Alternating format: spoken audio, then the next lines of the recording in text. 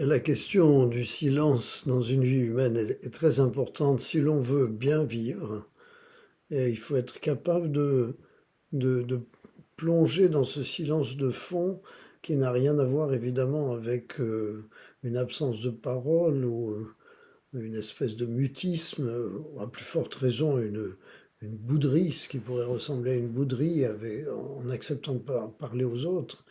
Non, il s'agit là d'une attention qui vient chercher ses racines à l'intérieur du cœur, tout au centre de nous-mêmes, et qui se rend attentif à l'inspiration profonde qui nous vient dans la foi, nous le reconnaissons, de Dieu, qui est notre inspirateur, notre source, notre vitalité première.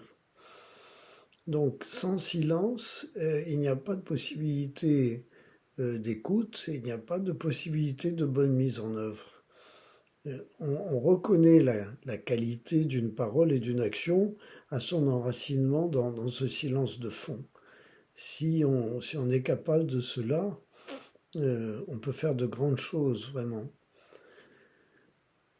Euh, on peut dire que celui qui parle beaucoup, une espèce de logorée, est dans une attitude de fragilité et peut difficilement éviter de dire des choses inutiles ou nuisibles quelquefois, alors que celui qui prend son temps pour parler, celui qui reste avec du recul par rapport à ce qu'il y a à dire, euh, élargit le choix de ses possibilités dans l'usage de la parole et dans l'action, et devient quelqu'un de beaucoup plus savoureux en quelque sorte.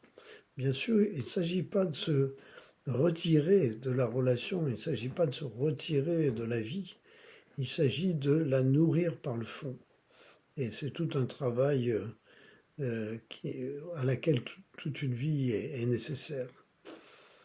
Donc cultivons ce silence d'attention pour, pour vivre mieux et pour être en capacité d'aimer.